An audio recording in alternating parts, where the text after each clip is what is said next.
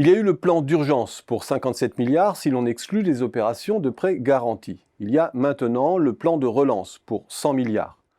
Le premier avait pour but de stabiliser l'économie à court terme en épongeant les pertes des agents privés. Le second a pour but d'armer un véritable mouvement de reprise en l'appuyant sur des moteurs de long terme, c'est-à-dire de repositionner l'économie partant de là où elle est, c'est-à-dire 5 à 7 points de son niveau normal, sur une trajectoire de croissance soutenue. Si le plan d'urgence a surtout permis de protéger le revenu des ménages et la trésorerie des entreprises, le plan de relance se revendique comme un plan de relance par l'offre. Les dépenses engagées ont pour but direct de soutenir les entreprises et de favoriser leur redéploiement vers les marchés d'avenir pour permettre à l'économie de retrouver son niveau d'avant-crise à partir du début de 2022.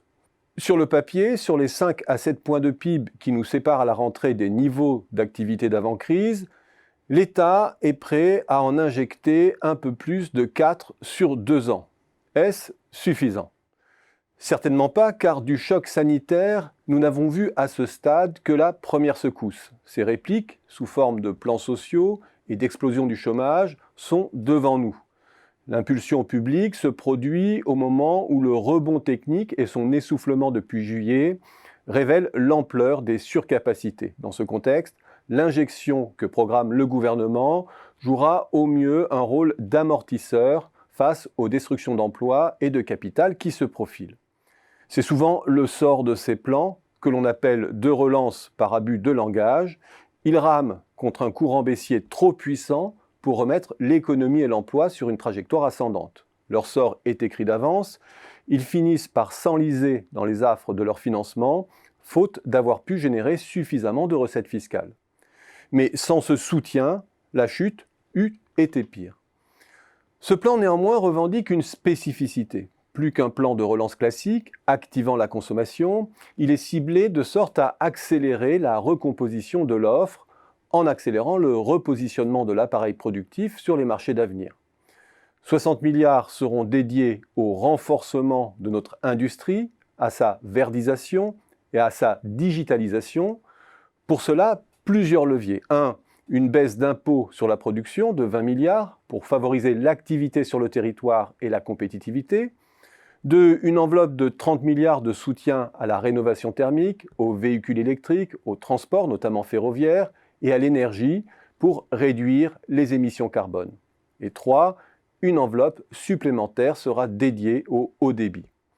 Pour le reste, 20 milliards seront consacrés à des dispositifs de soutien à l'emploi et à la formation, notamment au financement du dispositif de chômage partiel de longue durée, qui permettra aux entreprises de diminuer leur temps de travail dans la limite de 40% sur une période qui pourra durer jusqu'à 2 ans. Enfin, 20 milliards sont fléchés vers la solidarité. L'intention est louable, plutôt que d'appuyer sur l'accélérateur de la consommation, avec des effets immédiats mais éphémères, qui plus est déséquilibrant sur la balance commerciale, l'État mise sur l'investissement, à infusion lente mais durable.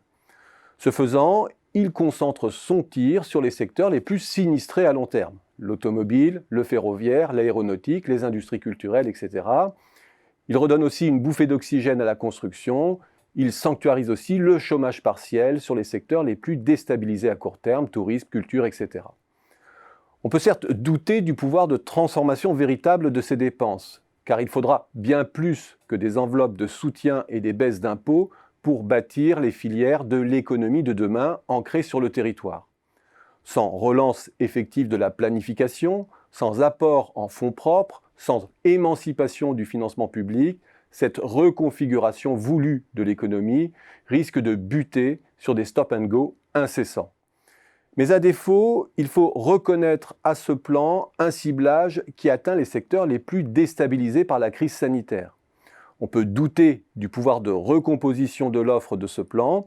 En revanche, son pouvoir d'amortissement est incontestablement optimisé. Sous la vitrine du long terme se cache la gestion de l'urgence.